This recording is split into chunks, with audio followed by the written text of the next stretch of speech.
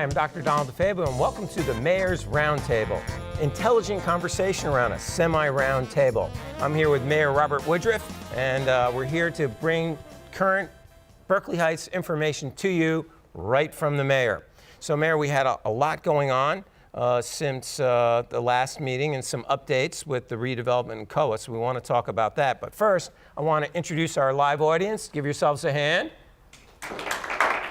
All right, there they are. You are invited to come down for the Mayor's Roundtable filming. It's the third Thursday of the month at 6:45 p.m. in, as you can see, City Hall. So, Mayor, we talked about COA, or it used to be called affordable housing. There's been some updates on that. The state seems to be making some pressure on municipalities to get it done. What's going on? Well, as I mentioned to some extent at our last get-together, the Supreme Court has had come down with a ruling about a month ago, which pretty much sets the groundwork as to how towns, municipalities, if you will, have to deal with their affordable housing. And 2 nights ago, we met for about 3 hours plus, we meaning the town council, with our COA council, as well as our business administrator and so on and so forth, and got a real feel about what we're going to do, where we're at, and so on and so forth. Essentially, it's our position, I should say, it's our council's position, that we need to have something in place by November 9th. Okay. What we're doing is we've instructed our council to file a declaratory judgment action, which will be filed more than likely in the Union County vicinage, within Union County.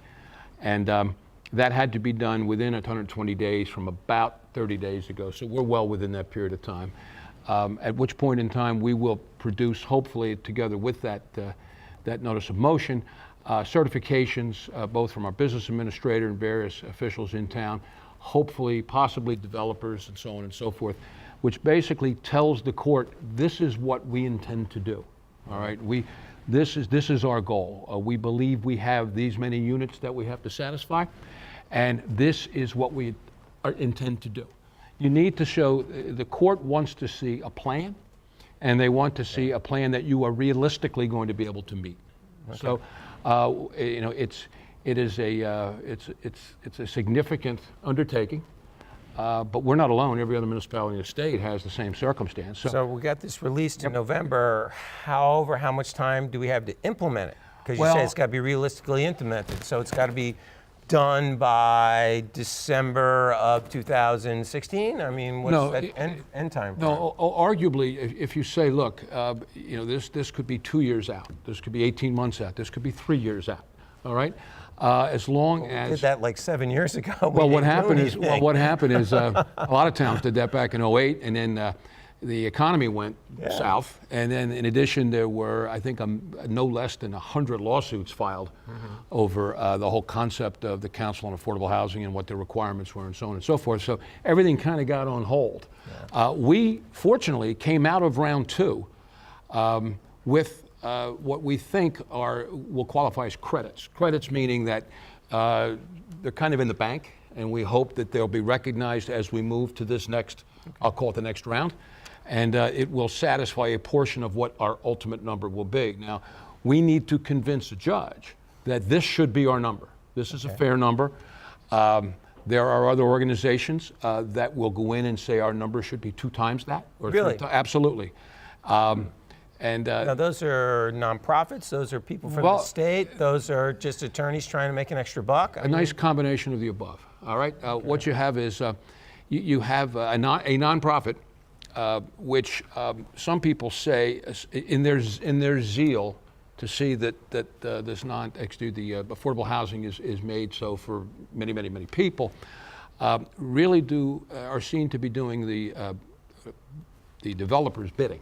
Got it. In other words, so because the developer will come in and say, listen, I'll take care of all your problems, but I want density. Yeah. You know, your town has, you know, we've got rather strict requirements on height and density, and if you're not careful, and the courts allow a builder's remedy suit, which we spoke about last time, to take place, you're going to lose control, and you're going to get your numbers, but you're going to get your numbers in a way that the people in the town are not going to be particularly happy about how the town develops. So that means this COA and the redevelopment seem to be going hand in hand. Does that sound right?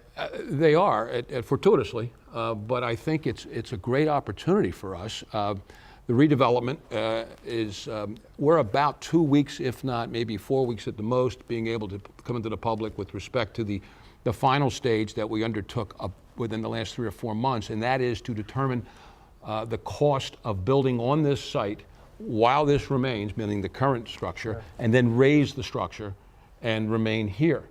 So our architect has preliminarily given us some plans and some costs, and he's tightening that up. So we should be able to go to that phase next and be able to have a public meeting where that comes about. And then what would follow next is our town planner takes that into account and presents a variety of alternatives to us. Now, in the midst of all these alternatives, we're going to have this affordable housing. So it's all going to dovetail together, hopefully. Right, it's a start. In other words, but it's also a redevelopment that we control. So when we go to the courts, excuse me, we can say, look, we can control this one. Not a lot of towns are going to be able to say, we're going to promise you X amount of units, and they can necessarily control it. We control this, so that's a good thing. So that's a good thing. So a court's going to say, okay, this is the town themselves in control of this. Now we have some other potential development in town. There's been some individuals that have come forward, and they already own some property, and I don't want to go too far with that yet because our business administrator, John DeCiclo, is in discussions with them, and I don't want to prejudice anything that they may be doing or us. So I want to be careful with that. But I think that in conjunction with our redevelopment and some of the other opportunities in town will help us meet these standards. So you said November, then you just said in 2 weeks we're going to get some more figures basically on feasibility studies for the redevelopment. So when are we looking to get this really on paper, seriously? When can we tell the citizens? You think the April show? You think the July show? Well, with respect, not to really lock you in, but which shows are going to be, Mayor? What I'd like to do. That's why we're doing this. That's one of the reasons we do it. What I'd like to do is next month, during the May meeting that we meet here, I'd like to bring Councilman Hall on board. All right. Councilman Hall's been our point person from pretty much the start of the entire redevelopment. Well, there you go. So I think at that point in time, we'll be able to really discuss at significant length where we're at. Perfect. That sounds good. You know, everybody knows this time of year the roads are pretty banged up. We're going to take a short break right now, and we're going to have our community segment. Then we're going to come back and talk about how we're going to get the roads fixed up for everybody. So in the community segment, Mayor, you got something going on next week. We do. Next Friday, 8 o'clock in the morning, we have a Chamber of Commerce breakfast with the mayor and council. It's 8 o'clock. We had one about 2 months ago. It was well attended. The business leaders in town and store owners come in and they give their ideas and they want to know what we're going to do. And it's a nice exchange. And I think everybody that comes enjoys it, and it helps us know what they need to help us promote them. Good. So we're looking forward to that. Great, that dialogue. Another community segment announcement is the Berkeleyites YMCA, or the Summit Area YMCA Mother's Day 5K run held at Memorial Field. 8 a.m. Mother's Day, be there. But guess what? We're going to take a short break. We have another community segment, and we'll be right back. I'm Dr. Donald DeFabio with Mayor Woodruff. Welcome to our business segment. We have another new business in town, Mara's Cafe and Bakery. Joe Stout from Mara's. What's going on over at Mara's Cafe, Joe? Well, at Mara's Cafe, we serve breakfast, lunch, and dinner, breakfast all day. We also offer chef specials, which is our dinner menu. It consists of lemon herb chicken, chicken teriyaki, curry chicken, blackened chicken with pineapple chutney. So we have a lot of things going on at Mara's. You know, we're a little bit different from the rest of the franchise because we're also a dinner menu. But other than that, we're known for award-winning cheesecakes, cupcakes, gelato, coffee. We roast our own coffee at our Morristown Bakery. Wow, sounds like Mara's Cafe and Bakery is more than a good cup of coffee and cheesecake. Yes, absolutely. Now, you are open every day? Yes, we're open every day, typically from 7 to 9 o'clock at night. On Saturday, we're open to 10 o'clock. The kitchen closes an hour before the cafe actually closes. And you have rotating seasonal menu items also? Yes, we do. We have a summertime, springtime, wintertime, and a fall specials. So I guess you need to go over to Mara's, get a cup of coffee, try the cheesecake, but then stay for dinner. How's that sound, Joe? That sounds great. Welcome to town. Thank you. Welcome back to the show. So, Mayor, it's springtime. The roads are pretty banged up. And yes, DPW is out there and they're working on them and getting them repaired. But there's a big picture in getting the roads resurfaced, correct? That's correct, Doc. And I thought it was appropriate that we bring a representative of the DPW in today. The most oft-asked question of any of us elected officials is, when is my road going to be done? All right, or I just lost my car last week right in front of my house. So these are questions that we hope to be able to answer a little bit tonight. As I have indicated before, and we've done it at council meetings, in 2014, we undertook a capital plan, a 15-year improvement plan specifically to the roads. For repaving, you mean? For repaving, we, Okay. in fact, then our head of our the DPW walked every road in town and gave them a grade, going from poor to fair to good to whatever level of standard, and set it up that way. We then committed as a elected body to commit anywhere from $400,000 or $500,000 to $900,000 a year going forward for 15 years. Now, the first year, that's a lot of money. Well, we have a lot of issues we got to address, and like anything else, I mean, you can wait and try and put a Band-Aid on a significant wound, or you can get ahead of things. All right, and that's what we're trying to do here. It had never been done before in this town, and we think it's the only way you can reasonably address this, and don't get yourself in a position where you're spending 3 and 4 times that a year, and next thing you know, you're bonding for road repairs. So what we've done is, like I said, we've graded the various roads, and we're attacking them. The first year, 2014-15, because of budget issues, we couldn't get them, so we combined 2014 and 15, which gives us over $1 million to address. And in fact, Glenside Avenue Road is beginning tomorrow, if not Monday. Wow. Okay, and that will be followed up by Beatty and Roland. Both of those roads are up near the high school. Okay. So, and along those lines, fortunately, about 2 weeks ago, Senator Kane called me and indicated that the town was going to be the recipient of $215,000 additional dollars from the state, specific to Snyder Avenue. Really? Why Snyder Avenue? It's in significantly poor shape. Okay. It goes on the poor level of these roads, and it sits there by a railroad track. Okay, and I like the idea because that's where really our major recreation facility is, and the weather gets bad, and the parents and kids get down there, and to me it just makes sense to try and address that issue. So hopefully that can be done. Senator Kane told me we'd have the money shortly, whatever shortly means. So that's where we're going. So is this over 15 years all the roads will be paved, or is it, you said a 15-year plan, or is it going to get done in like 4 years? No.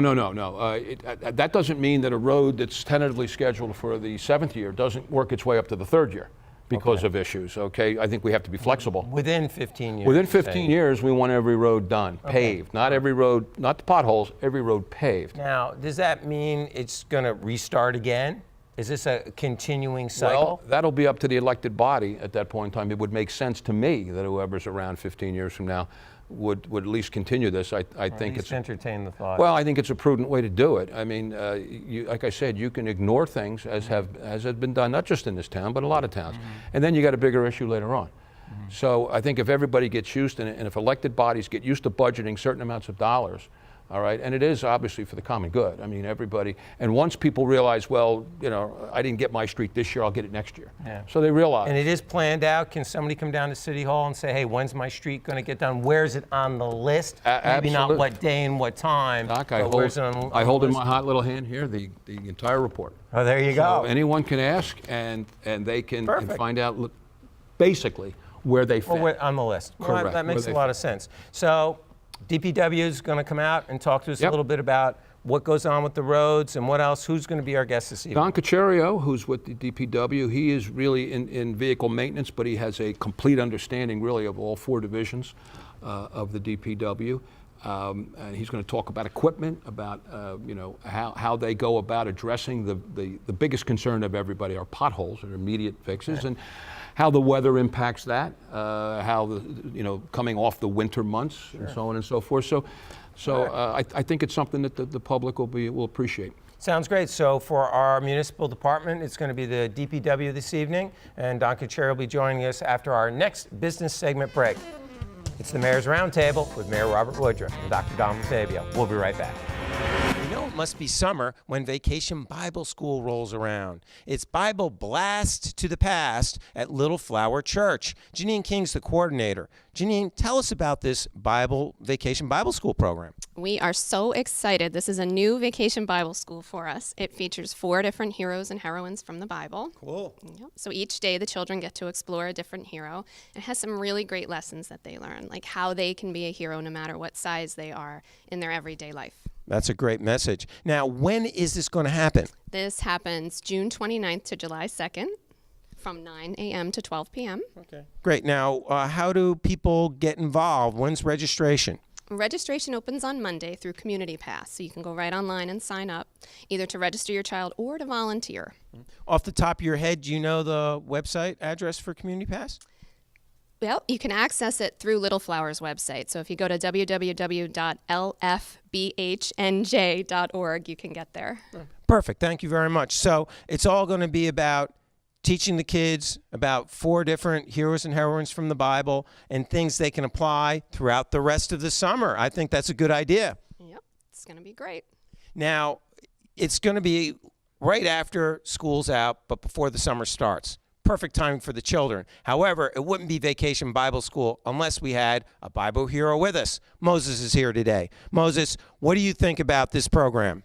I think let my people go to Vacation Bible School. There's the message. Vacation Bible School, Little Flower Church, this summer. Be there. Welcome back to the show. It's time for the Municipal download segment, shall we say. Mayor, we have with us, as you just introduced, Don Cacerio from the DPW. Don, well, you had a long winter. Yes, we did. What were you guys doing all winter besides waiting for the snow to melt? Well, we were plowing and salting. There you go. Plowing and salting. And thank God it's finally over. There you go. How did our roads hold up, seriously? How did they hold up? Yeah. They didn't. They didn't. So, as Mayor Woodruff said earlier, we now have a plan of action for what we as the DPW can do, and as far as getting the roads paved. Well, you don't pave the roads themselves. We temporarily repair them. Exactly, okay. So how does that, in the middle of winter, how do you go ahead and repair a road? How does that happen? Well, there's 2 ways of doing it, and we recently purchased a new piece of equipment. Some residents may have seen it. It's called a hot box. Okay. And what that piece of equipment enables us to do is basically go out and patch roads as though it was summertime. Because what we can do with that is we can purchase asphalt and keep it at a correct temperature so that we can work with it all day long. Got it. Where in the past, we used a material called coal patch, and it works, but for a very short period of temporary. time, and then it has to be done again. Patch versus fix. Right, and once you put hot stuff in there, it's fixed. Got For sometimes a long period of time, sometimes just enough time so we can get the road paved. Or when you got a Right. significant pothole, which somebody can get hurt or a car could get damaged, it's got to get repaired pretty quickly. Right. Yeah. And it has to hold up for some period of time, and now we're able to do that. Yeah. Mayor, do we have new equipment coming down the pike for these guys? Yes, we do. In fact, we've ordered a sweeper, which I believe is due sometime in June. Is that correct, Don? Yes. Okay, why don't you just let us know what are the process and procedures with the sweeper once we get it? Well, once we get the sweeper, the sweeper is generally out 9 to 10 months out of the year, obviously weather permitting. What we're going to do once we get our new sweeper is we're going to get back on track like we were in the past years, where everybody's road is swept on a regular basis. Because of the aged piece of equipment that we currently have, we got to kind of keep it in reserve for such things as parades and things like that. So we're not able to sweep the roads every day. We relaxed on purchasing a new one. We have gotten a new one. It's bigger, it's faster, it's better than before.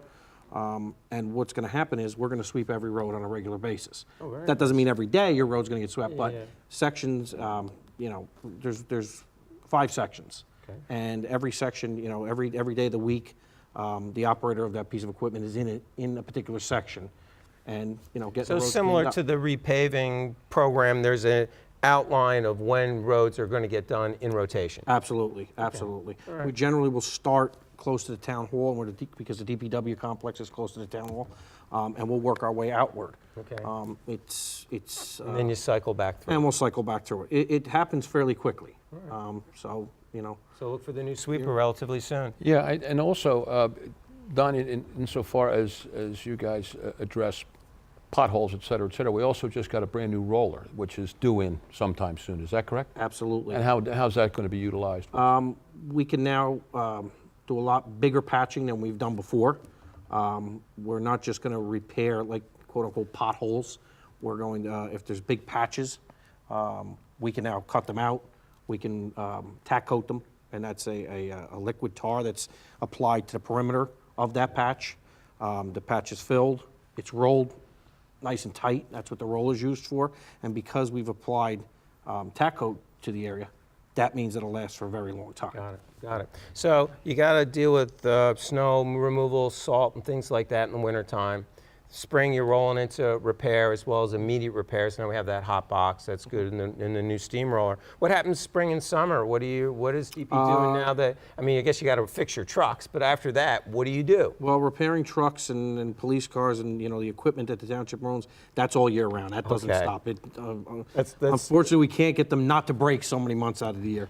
But, there's, like we said, there's 4 divisions of public works: roads, vehicle maintenance, which I work in myself, buildings and grounds, and the recreation division. Okay. The recreation division kind of falls back and kind of helps the roads during the winter, and prepping the trucks for going out for All hands on salting. deck. Right, all hands on deck. In the summer, what they're doing is they're doing field maintenance. They have, recreation does care for some of the facilities, the buildings in town.